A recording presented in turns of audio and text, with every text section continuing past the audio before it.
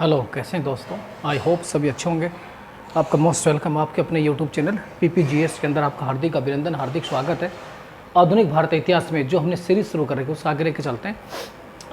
आज हमारा टॉपिक व्यक्तिगत सत्याग्रह है। व्यक्तिगत सत्याग्रह, सत्याग्रह शब्द का शाब्दिक अर्थ होता है सत्य के लिए आग्रह, सत्य के लिए आग्रह अर्थात अपनी बात पर सत्य के द्वारा अडिग रहना ही सत्याग्रह है। देखिए, आपको पता है सबसे पहले व्यक्तिगत सत्याग्रह क्यों लाया गया था, क्या कारण था, उससे पहले हम थोड़ा समझते हैं। 1939 में द्वितीय विश्व युद्ध शुरू हो गया था। द्वितीय विश्व युद्ध की शुरुआत 1939 में हो गई थी। इस विश्व युद्ध में भारतीयों की इच्छा इस विश्व युद्ध में भाग लेने की नहीं थी, लेकिन भारतीयों की इच्छाओं के विरुद्ध ज़बरदस्ती भारतीयों को इस युद्ध में धकेला गया। अब धकेलने के कारण पूरे देश में अंग्रेजों के इस कार्य की आलोचना हुई। देश में हड़ताल हुए, जगह जगह प्रदर्शन हुए कि भारतीयों की परमिशन के बिना, भारतीयों की अनुमति के बिना आपने कैसे भारतीयों को इस युद्ध में धकेल दिया। क्योंकि उस समय जो वायसराय थे, लॉर्ड लिवथिंगो जो वायसराय थे, उसने भारतीयों की इच्छा के विरुद्ध ये घोषणा कर दी कि भारत अंग्रेजों की तरफ से इस युद्ध में भाग ले रहा है, जबकि इसके बदले में भारत को मिलने वाला कुछ भी नहीं था। 3 सितंबर 1939 की ऐसी घोषणा वायसराय के द्वारा की जाती है। अब अंग्रेजों को भारतीयों का समर्थन प्राप्त करने की आवश्यकता क्यों थी, इसको समझने के लिए अंग्रेजों की हालत इस द्वितीय विश्व युद्ध में बहुत ख़राब थी।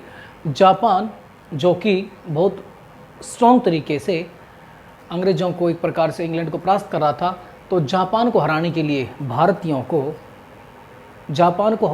लिए अंग्रेजों को भारतीयों की आवश्यकता थी, ताकि वो जापान को तभी हरा सकते थे जब भारत यहाँ से सहयोग प्रदान करे। और भारत के जो अंग्रेजों के जो अन्य मित्र देश थे वो अंग्रेजों पर दबाव बना रहे थे, अब किसी भी प्रकार से इस विश्व युद्ध में भारत का समर्थन प्राप्त करो। एक प्रकार से अंग्रेज इस प्रेशर से दबे हुए थे। नेक्स्ट इसमें ऐसा हुआ, जब ये घोषणा की गई और उसी दौरान अगस्त प्रस्ताव भी आया गया था। अगस्त प्रस्ताव में ये घोषणा की गई थी कि इस युद्ध के पश्चात औपनिवेशिक स्वशासन भारत के लोगों को दे दिया जाएगा। भारत के लोगों ने इसका कड़ा विरोध किया, कांग्रेस ने भी इसका कड़ा विरोध किया, मुस्लिम लीग ने भी कड़ा विरोध किया। दूसरा इसमें ये कहा गया था कि जो भारत में अल्पसंख्यक हैं उनकी मर्जी से ये सारे फैसले जाएंगे। इसका कांग्रेस व अन्य दलों ने एकदम उस समय विरोध किया था। तो ये दो मुख्य कारण थे, एक तो द्वितीय विश्व युद्ध, अगस्त प्रस्ताव। इसके खिलाफ महात्मा गांधी जी का आह्वान किया जाता है कि महात्मा गांधी जी जो उस समय थोड़े सक्रिय राजनीति से दूर थे, गांधी जी का आह्वान किया जाता है गांधी जी आएँ और सक्रिय राजनीति में भाग ले। कारण क्या था कि एक तो भारतीय की इच्छा बगैर अंग्रेजों ने भारतीयों को युद्ध में धकेल दिया। पहला पॉइंट तो ये भी था।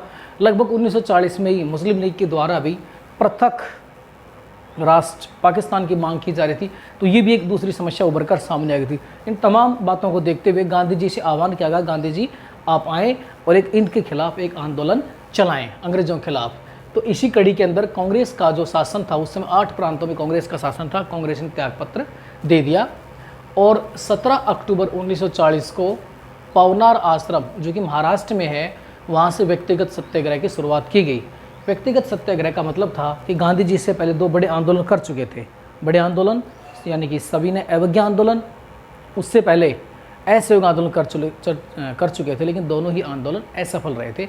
इस कारण गांधी जी ने इस आंदोलन की जो रणनीति थी उसमें परिवर्तन किया और गांधी जी ने कहा कि प्रत्येक क्षेत्र के लिए एक अलग अलग व्यक्ति को नियुक्त किया जाएगा। वो अपने क्षेत्र में जाएगा और वहाँ जाकर लोगों को संबोधित करेगा, यानी ये बताएगा कि अंग्रेज किस प्रकार हमारा दुरुपयोग कर रहे हैं, किस प्रकार भारत को इस द्वितीय विश्व युद्ध में धकेल रहे हैं। और लोगों से आह्वान किया जाएगा कि आप अंग्रेजों का सहयोग इस युद्ध में किसी प्रकार से भी न करें। तो प्रथम जो और इसी दौरान 1940 में रामगढ़ के अंदर कांग्रेस का अधिवेशन होता है और रामगढ़ के अंदर कांग्रेस के इस अधिवेशन में इस आंदोलन को चलाने का प्रस्ताव पास किया जाता है, क्योंकि जब भी कोई आंदोलन चलाया जाता था तो इस प्रकार सेशन आयोजित किया जाता था और उसमें प्रस्ताव पास किया जाता। तो रामगढ़ अधिवेशन आप याद रखेंगे। प्रथम जो सत्याग्रही थे वो थे आचार्य विनोबा भावे। आचार्य विनोबा भावे जो कि उस समय आचार्य विनोबा भावे को मुख्य रूप से कोई ज़्यादा जान पहचान नहीं थी, कोई बहुत बड़ा चेहरा नहीं थे, लेकिन गांधी जी उनके बारे में अखबार वगैरह में लिखकर उनके बारे में बताते हैं कौन है आचार्य विनोबा भावे। तो आचार्य विनोबा भावे प्रथम सत्याग्रही, अक्सर पूछा जाता है कि प्रथम सत्याग्रही कौन थे, याद रखेंगे आचार्य विनोबा भावे। ये आचार्य विनोबा भावे जगह जगह पर जाते हैं, गाँव में जाते हैं, छोटी छोटी ढाणियों में जाते हैं, लोगों को अपने पास बुलाते हैं, जोड़ते हैं और भाषण देते हैं, अपने कार्यक्रम बताते हैं। और द्वितीय विश्व युद्ध में ज़बरदस्ती अंग्रेजों के द्वारा भारत को जो धकेला जा रहा है इस चीज़ के बारे में लोगों को अवगत कराते हैं और लोगों से कहते हैं कि आप किसी भी प्रकार अंग्रेज़ों का सहयोग समर्थन इस युद्ध में न करें। इसी आंदोलन के दौरान वो ये भी कहते हैं कि आपको दिल्ली चलना है। कहाँ चलना है? दिल्ली चलना है। इसी कारण इस आंदोलन को दिल्ली चलो आंदोलन भी कहा जाता है। दिल्ली चलो आंदोलन भी इसी को कहा जाता है। उसके बाद में आचार्य विनोबा भावे जी को गिरफ्तार कर लिया जाता है। अब द्वितीय सत्याग्रही कौन थे? सेकंड सत्याग्रही की बात करें, जवाहरलाल नेहरू। याद रखेंगे, अक्सर ये पूछा जाता है कि द्वितीय सत्याग्रही कौन थे? द्वितीय सत्याग्रही थे जवाहरलाल नेहरू और तृतीय थे ब्रह्मदत्त। अब इसी आंदोलन के दौरान 25,000 से अधिक लोगों को जेल जाते हैं। लगभग 25 से 30,000 के आसपास लोग इस आंदोलन के दौरान जेल भी जाते हैं। मुख्य रूप से इस आंदोलन को और अन्य व्यक्ति की बात करें, सी राजगोपालाचारी, सरोजिनी नायडू और ये अरुणा आसफ जी, ये अन्य व्यक्ति थे जिन्होंने इस आंदोलन को लीड किया, इस आंदोलन को आगे बढ़ाया। और ये जनवरी 1942 में ये आंदोलन समाप्त हो गया था। जनवरी 1942 में ये आंदोलन समाप्त हो गया था और गांधी जी द्वारा सर्वप्रथम सर्वोदय शब्द का प्रयोग भी इसी आंदोलन के दौरान किया गया था। अब इस आंदोलन के कुछ परिणाम भी निकले। एक तो उस समय जो भारत के लोग थे बहुत ही राजनीतिक रूप से स्थिर हो चुके थे, उनके अंदर एक नई संचार, नई ऊर्जा भरी गई। एक प्रकार से लोगों को जागरूक किया गया कि अभी हम देश देश के अंदर आज़ादी प्राप्त करने के बिल्कुल नज़दीक हैं, अभी तुम होपलेस मत हो, थोड़ा सा कंट्रीब्यूशन और करो, थोड़ा सा हौसला और बढ़ाओ। तो लगभग लोगों में एक पॉलिटिकल अवेयरनेस, राजनीतिक जागृति आई और भारतीयों की इन सब चीज़ों को देखते हुए अंग्रेज कुछ सुधार करना चाहते थे। उसी कड़ी में क्रिप्स प्रस्ताव भी लाया गया ताकि भारतीयों को किसी प्रकार से इस युद्ध में भाग लेने के लिए एक प्रकार से राजी किया जा सके और कुछ उनकी मांगों को माना जा सके। तो व्यक्तिगत सत्याग्रह के अंदर मुख्य यही बातें थी। Like, share and subscribe. Vande Mataram.